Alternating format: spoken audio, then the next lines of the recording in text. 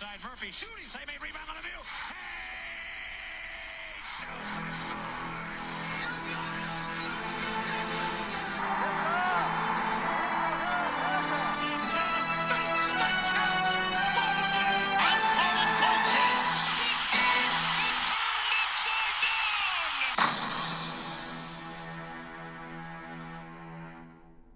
Hey everyone, it's Casey. You are watching the Red Rubber Duckwind All Sports Network.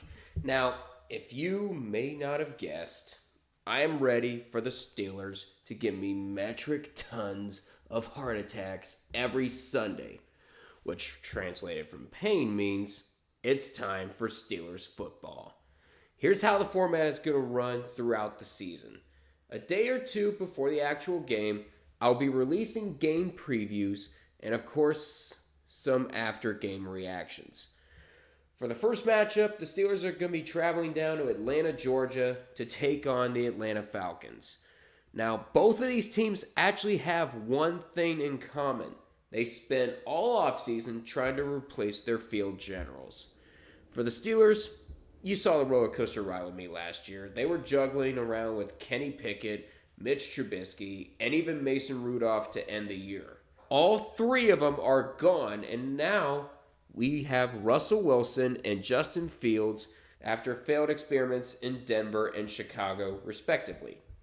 Now, Wilson did suffer a calf injury on Thursday, so there is a good chance that Justin Fields will take over for Week 1. As for the Falcons, they had a tough time choosing from Desmond Ridder and Taylor Heineke.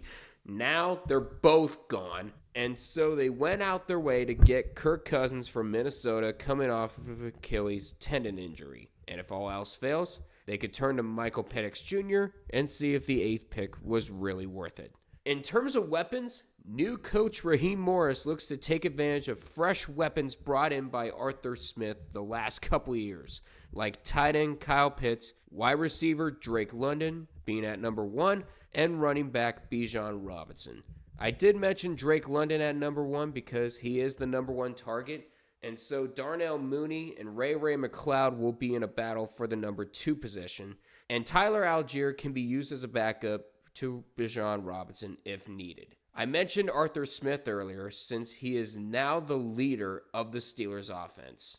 In terms of tight end, the Steelers have Pat Freiermuth, who they recently signed to a 5-year contract.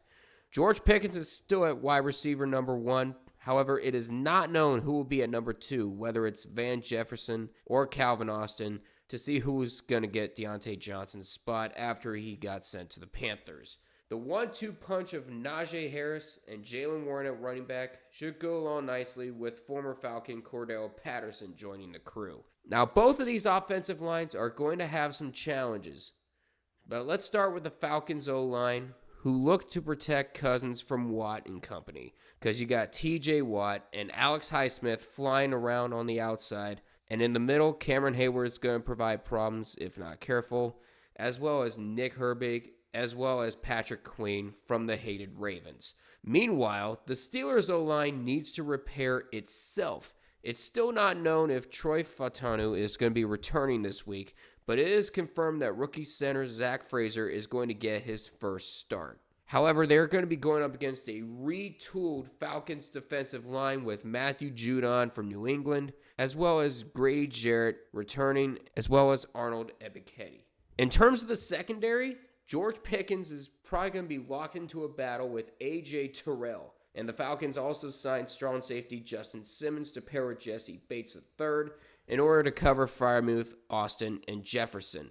And Joey Porter Jr. on the other side is looking to be paired with Drake London, and Minkah Fitzpatrick and Deshaun Elliott will be teaming up against the likes of Pitts, Mooney, and McLeod. So these are two teams that are filled with questions in their roster, and how are they going to react to playing 17 games is yet to be determined.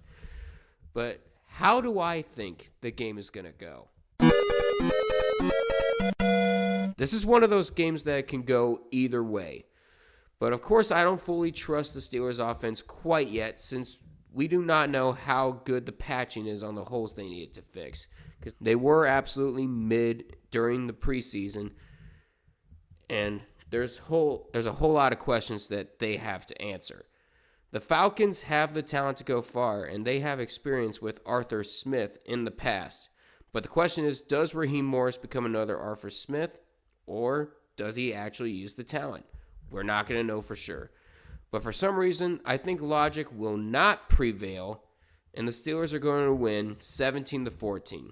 If the Steelers do score more than 20, I'll be surprised. Now, last season, I did a charity drive where I did 17 different charities in 14 different cities throughout the Steelers season because I wanted to highlight people that are doing great things everywhere. However, for this week, I wanted to highlight all of us as a community and support the victims and the families of the Apalachee shooting that happened last Wednesday. The GoFundMes for the 4 victims who lost their lives will be in the description of this video, as well as during the stream on Sunday. And you can also check out GoFundMe to see other fundraisers for other victims still recovering from injuries. That's going to do it for me. Go enjoy the game tomorrow, because I know I'm going to. Please feel free to like, comment, subscribe to the Red Rubber Duck Win All Sports Network.